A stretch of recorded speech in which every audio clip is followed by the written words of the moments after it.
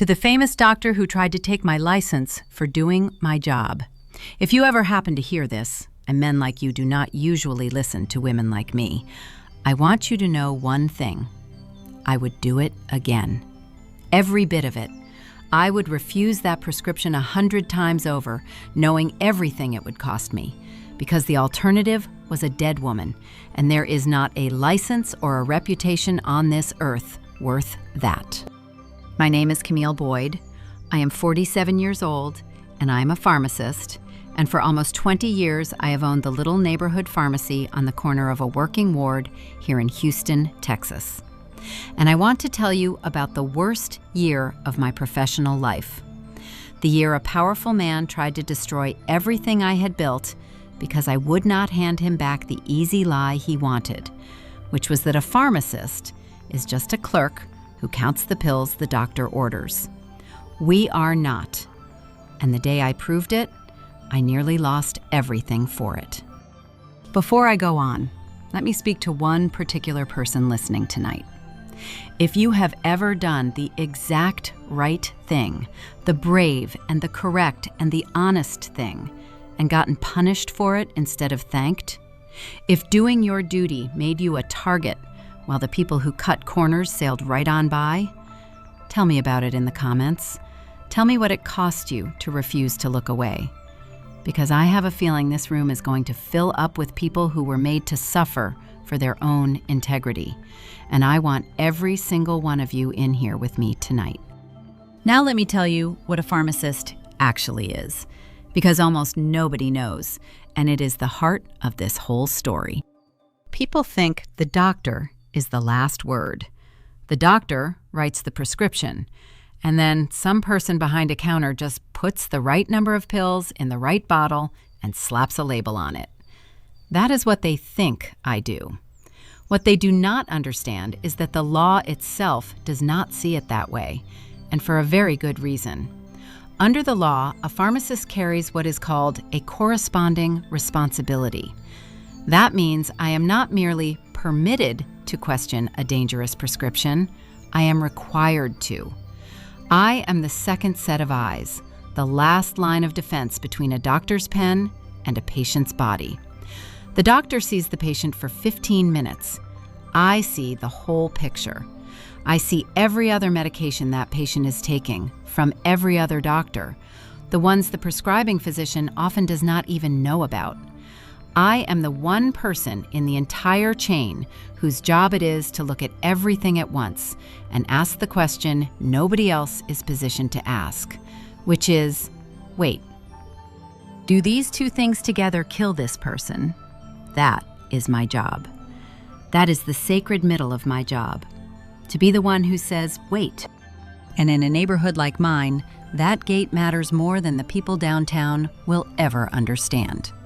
My customers are not the kind of folks who have a team of specialists all talking to each other through some fancy patient portal that tracks every pill. My customers see one doctor at the clinic for the diabetes and a different one at the county hospital for the blood pressure, and maybe an urgent care for whatever flared up last Tuesday. And not one of those doctors knows what the others prescribed. But I know. They all come back to me. I am the only place where all the scattered pieces of a person's medicine land in one set of hands, and those hands are mine, and they have been mine for almost 20 years. I have caught interactions that would have put people in the ground. I have called doctors at home on a Sunday evening. I have stood at this counter and refused to let a tired young resident's careless mistake walk out my door inside a little paper bag. That is not me being difficult. That is me being the last person who looks before something happens that cannot be unhappened. Miss Hazel called it guarding the gate, and I have never once treated it as a small thing, because there are people walking around this ward alive today who would not be, and they do not even know it. And that is the strange and lonely glory of my whole profession. I learned that from a woman named Miss Hazel Doss. Miss Hazel was the first Black woman pharmacist this whole part of Houston ever had, back when they did not exactly roll out a carpet for such a thing, and she ran the corner pharmacy that I now own for 40 years before me. She hired me as a girl to stock shelves, and she saw something in me, and she put me through school, and when she got ready to retire, she sold me her life's work for $1 and a promise. The dollar was a formality. The promise was the real price. She made me swear that I would never, not once, not for any amount of money or any amount of pressure, put a pill in a bottle that I believed in my heart would harm the person who trusted me to fill it. She gave me her old brass mortar and pestle, worn smooth and gone golden from 50 years of her hands grinding medicine in it. And she said, "Camille, this counter is the last place a mistake can be caught before it reaches a human being's blood. You stand here. You guard this gate." Miss Hazel told me something else that same day, and I have never once forgotten it. She said, "Camille, the doctors are going to outrank you on paper your whole life. They are going to have the long white coats and the big titles and the respect, and you are going to be the woman behind the counter. And most days," she said, "that is fine. That is just the order of things. You work alongside them and you are glad of them. But there will come a day, maybe only once or twice in a whole career, when one of those men in the long coat is about to be catastrophically wrong, and you are going to be the only soul on God's earth standing between his mistake and somebody's life. And on that day," she said, "you are going to have a choice. You can remember your place, or you can do your job, and they are not the same thing, and you will not be able to do both at once." She looked at me hard, and she said, "When that day comes, baby, you do your job. You hear me? You do your job. And you let the chips fall where they fall." I was 26 years old when she told me that. It took 21 more years for that exact day to come and find me. But it came precisely the way she said it would. I have kept that mortar and pestle on my counter every day for almost 20 years. And I have guarded that gate. And one ordinary Tuesday afternoon, the gate is exactly what saved Mrs. Eunice Tarver's life. Mrs. Eunice Tarver was 78 years old, a retired school teacher, a member of my church, a woman I had been filling prescriptions for since I bought the store. I knew her whole history the way you know a hymn. Mrs. Tarver had taught third grade in this ward for 31 years. Half of my grown customers had been her students, including me, for one glorious year when I was 8. She came in every month, always dressed like she was going somewhere important, even when she was only going home. And she would lean on my counter and tell me about her grandbabies and ask after my mother.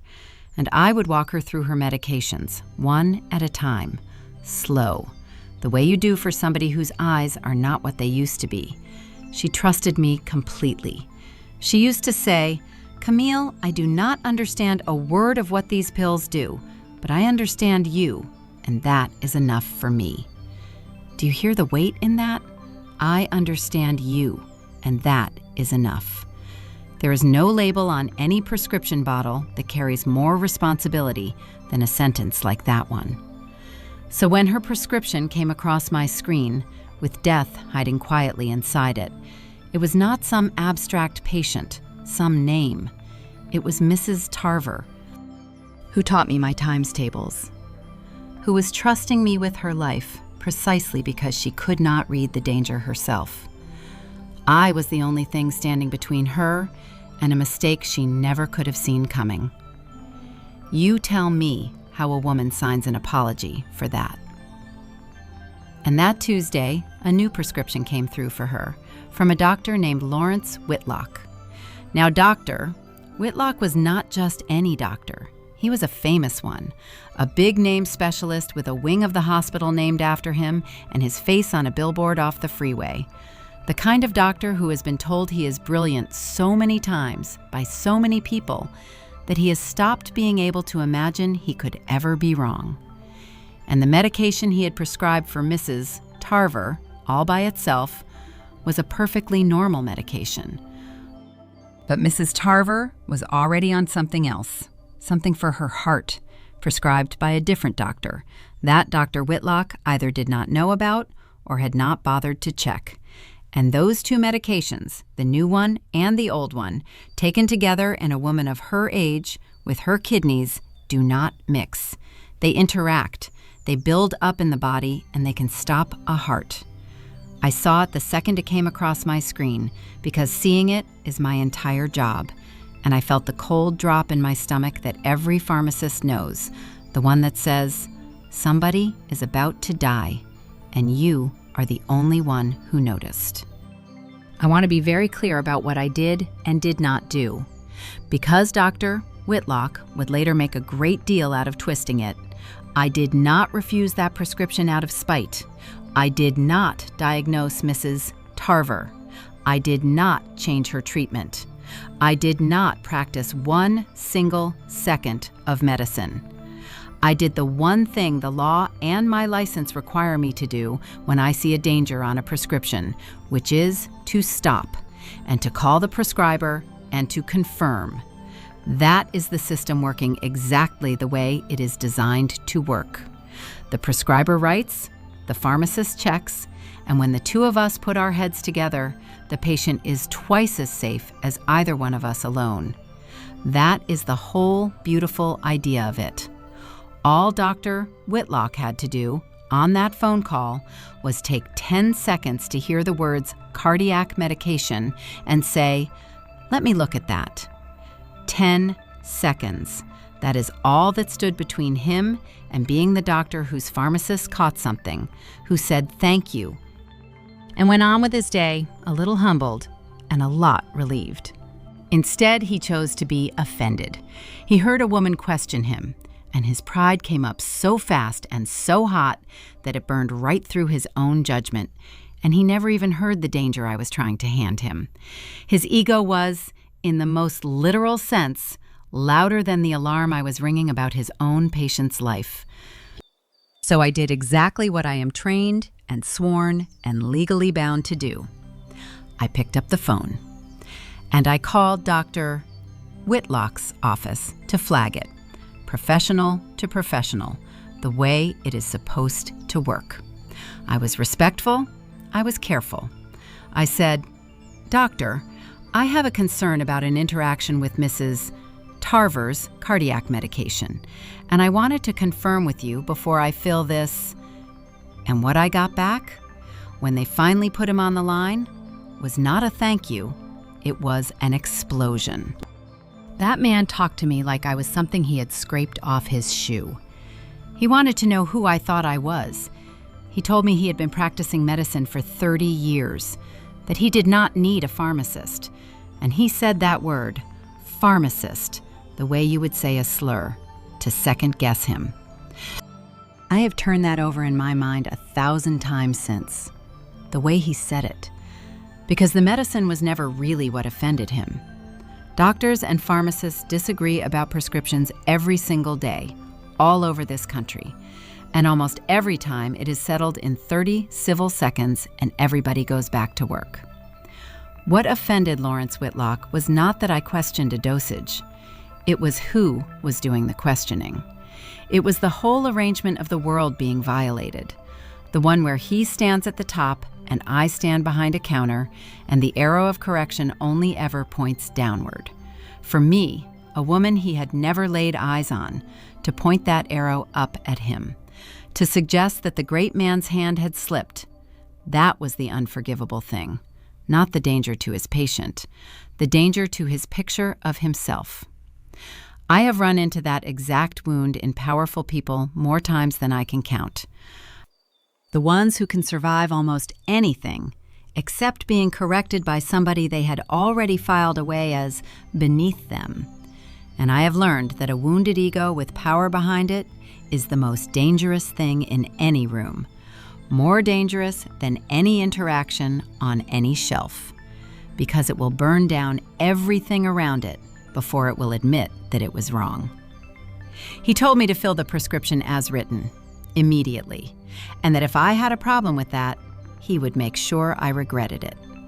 He never once addressed my actual concern, not once. He did not say, "Let me check her cardiac medication."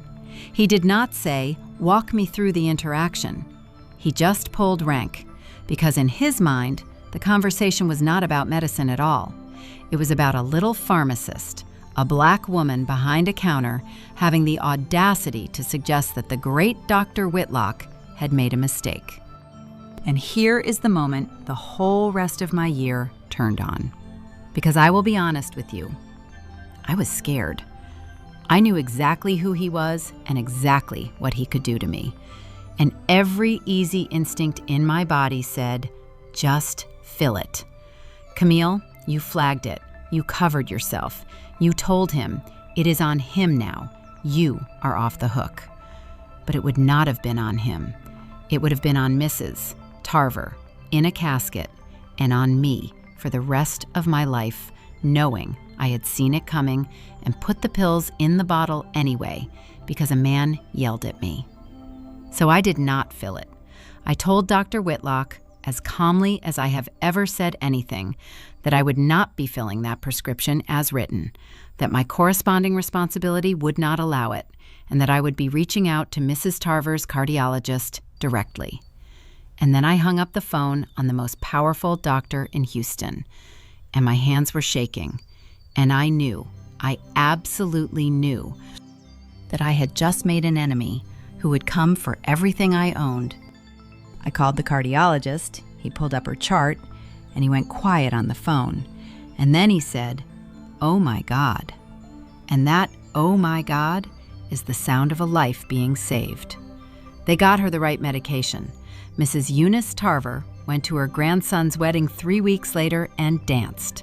She has no idea, to this day, how close she came, and I have never told her, because that is not why you do it. And then Dr. Whitlock did exactly what I knew he would do. He came for me. He did not file a complaint admitting he had made an error and that a pharmacist had caught it. A man like that would sooner die. Instead, he turned the whole thing upside down. He filed a complaint against me with the state board, and in his version, I was the villain. I was a pharmacist who had recklessly refused to fill a legitimate prescription, who had overstepped her bounds, who had practiced medicine without a license, who had interfered with the sacred doctor-patient relationship and endangered a patient by delaying her care. He had the language for it, the connections for it, the prestige for it. His name opened doors. My name was just the name on a corner pharmacy. And suddenly, I was the one under investigation, the one whose license was on the line, the one whose almost 20 years of spotless practice meant nothing against the word of a man with a hospital wing named after him. You learn, in a fight like that, exactly how the world weighs a person. They did not weigh my 20 years of spotless practice against his 30. They weighed his billboard against my corner. They weighed his title against mine.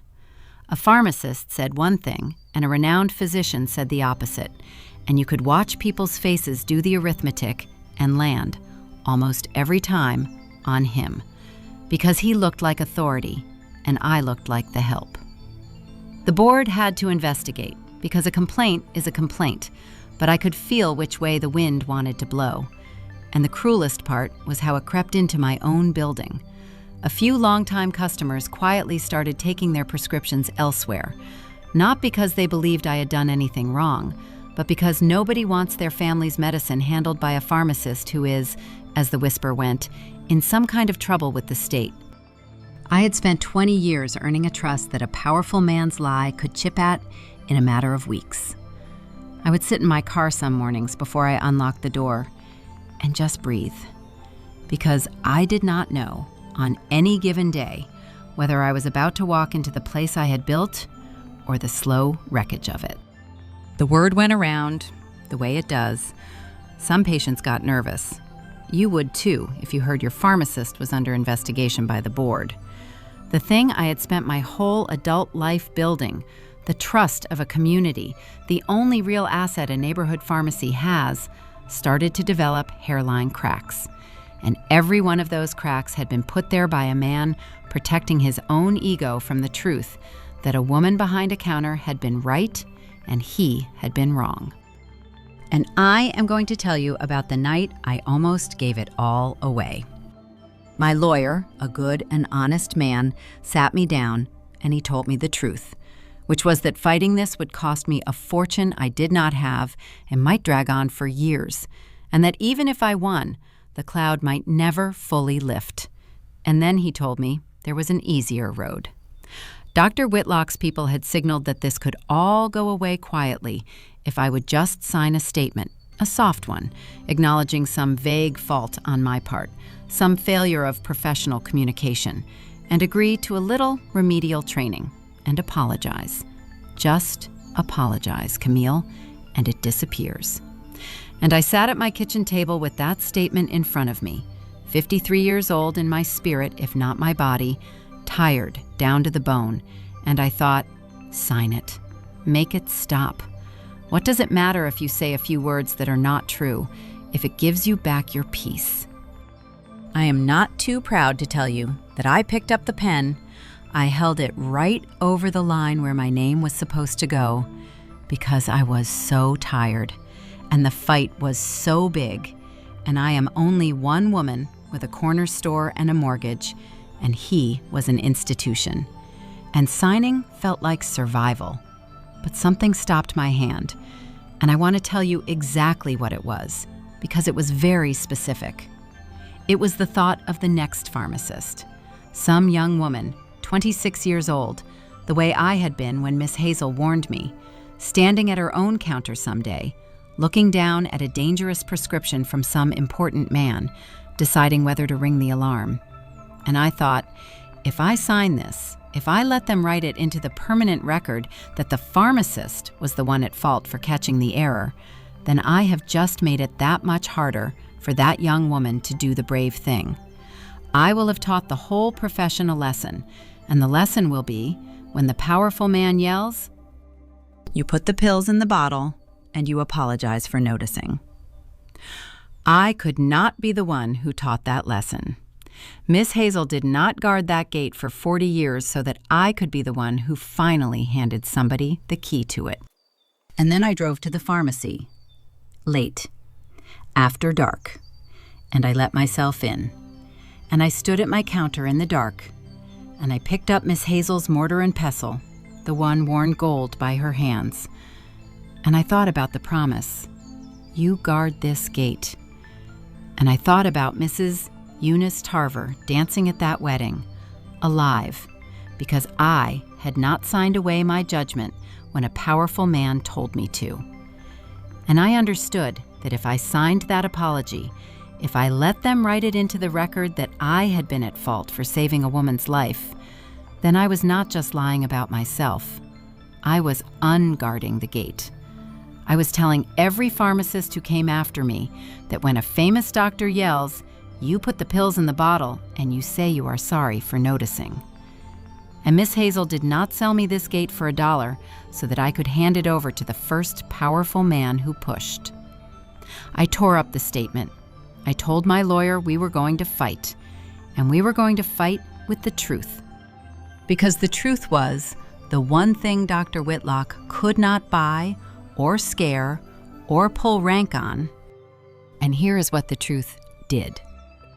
When my refusal to apologize made it clear there was going to be a real proceeding with real testimony and real records, something started to happen that none of us expected. Other people came forward, because it turned out I was not the first pharmacist to catch Dr. Whitlock in a dangerous error. I was just the first one who would not back down. A young pharmacist across town came forward and said he had caught a bad interaction from Whitlock 2 years before and had quietly fixed it and said nothing because he was new and afraid. A hospital nurse came forward about an order she had questioned and been screamed at over. One by one, people who had been carrying their own silent stories, people that man had bullied into looking away, found the courage to speak, because finally there was somebody standing up at the front of the line for them to stand behind. My one refusal had cracked open a pattern that a dozen people had been too frightened to name. I think about that a great deal. The courage it took for those people to come forward, and what it says about how the powerful keep their power. Every one of them had known something. The young pharmacist had a story. The nurse had a story. There were others, a pharmacy technician, another doctor even, people scattered all over the city who had each, alone, in their own private moment, caught Dr. Whitlock in something dangerous and then swallowed it. Because who were they to challenge a man like that, and what would it cost them? And surely it had only been a one-time thing. Each of them had decided, in isolation, that they were the only one, and that the risk of speaking up alone was too high to bear. That is exactly how a man like that operates for 30 years without ever once being held to account, not by hiding his mistakes, but by making everyone around him too afraid and too alone to ever compare notes. The thing that finally broke it was not that I was smarter than all of them, or braver than all of them. It was only that I went first, and I went loud. And the moment there was one person standing up out in the open, all those isolated, frightened people suddenly understood that they were not alone, that there were a dozen of them, that they had each been carrying the very same secret in the very same silence. Courage, it turns out, is contagious. But somebody has to catch it first. Somebody has to be willing to go first. And once that pattern was in front of the board, in the cold language of dates and records and dosages, the whole thing turned completely around. It was no longer the famous doctor's word against the little pharmacists. It was a documented history of a brilliant, arrogant man who had stopped double-checking himself a long time ago against the records of the people who had quietly been catching him and cleaning up after him for years. And I sat in that hearing, and I watched the whole frame of the thing turn over on its axis. When I had first walked in, the question on the table was, what is wrong with this pharmacist who refused a famous doctor? By the time the testimony was finished, the question had become something else entirely. The very question I had been trying to get somebody to ask from that first phone call, which was, how many times has this man been wrong, and how many people knew, and why was every last one of them so afraid to say so? And I did not have to attack him. I want you to hear that part, because it matters. I never once stood up in that room and attacked Lawrence Whitlock. I just told the plain truth of what had happened on an ordinary Tuesday afternoon, and I let the records speak. And the records were not on his side. And the other voices were not on his side. And the truth, once it was finally given a little room and a little company, did all the rest of the work entirely by itself. That is the thing the powerful never quite believe until it is far too late. They think the truth needs a champion, as loud and as connected and as well-funded as they are. It does not. The truth only needs one person to stop being afraid out in the open, and then it takes care of itself. The board dismissed every allegation against me. My license was never in any real danger once the truth was on the table, because the truth was that I had done my job exactly the way the law and my oath required. And Dr. Whitlock, the man with his name on the wing, found himself answering to that same board for the pattern that my one phone call had finally dragged into the light. He never apologized to me. Men like that almost never do. He did not come to my counter with his hat in his hand, but he was made to answer for the truth, formally, on the record, and the record will outlast both of us. And that is a different and a better thing than an apology, because an apology can be taken back, and the record cannot. People ask me sometimes when they hear this story whether I am angry that he never once said he was sorry. And the honest answer is no. I stopped needing his sorry a long time ago, somewhere around the night I tore up that statement at my kitchen table. Because I came to understand that his apology was never really the point. and it was never going to be the prize. The prize was Mrs. Tarver, dancing at her grandson's wedding. The prize was the young pharmacist across town, who told me later that he keeps a little note taped inside his own cabinet now, where only he can see it, that says just 2 words: go first. The prize was a dozen frightened people who finally found their voices, and every future patient those voices will quietly save in the years to come. People who will never once know that their lives turned on a fight they never even heard about between a famous doctor and a woman at a counter. A sorry from Lawrence Whitlock would have been a small thing, a private thing, a thing just for me. What I got instead was so much bigger than me. I will take the bigger thing every single time. So let me leave you with this. Every one of you who ever got punished for doing the right thing, there is going to come a moment, maybe it already has, when doing your job correctly, honestly, the way you were trained and the way you swore, is going to put you directly in the path of somebody powerful who would rather you looked away. And they will have more money than you, and more status than you, and a louder voice than you. And they will make you believe that the smart thing, the safe thing, is to just sign the apology and unguard the gate. Do not do it. The cost of standing on the truth is real. I will not lie to you. It is real and it is heavy. But the cost of signing the lie is heavier, because you have to carry that one for the rest of your life. And somebody, somewhere down the line, gets hurt because you taught the world that you could be made to look away. Guard your gate, whatever your gate is. Be the one who says, wait. The truth is slow and it is expensive, and it does not have a billboard off the freeway, but it does not break either. And in the end, it outlasts every powerful man who ever bet against it. I am Camille Boyd. A famous doctor wrote a prescription that would have killed a 78-year-old schoolteacher, and I refused to fill it. And he tried to take my life's work for it, and I kept my life's work and my license and my name, because I would not apologize for saving a life. Miss Hazel's mortar and pestle still sits on my counter. I still guard the gate. And Mrs. Eunice Tarver still comes in every month for her medication. And she still calls me her favorite. And she still has no idea. And that is exactly how it should be.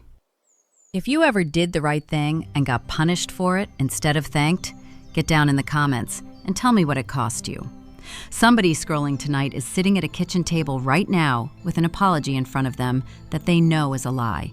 And they need to see a whole room of us who tore it up and stood on the truth and lived.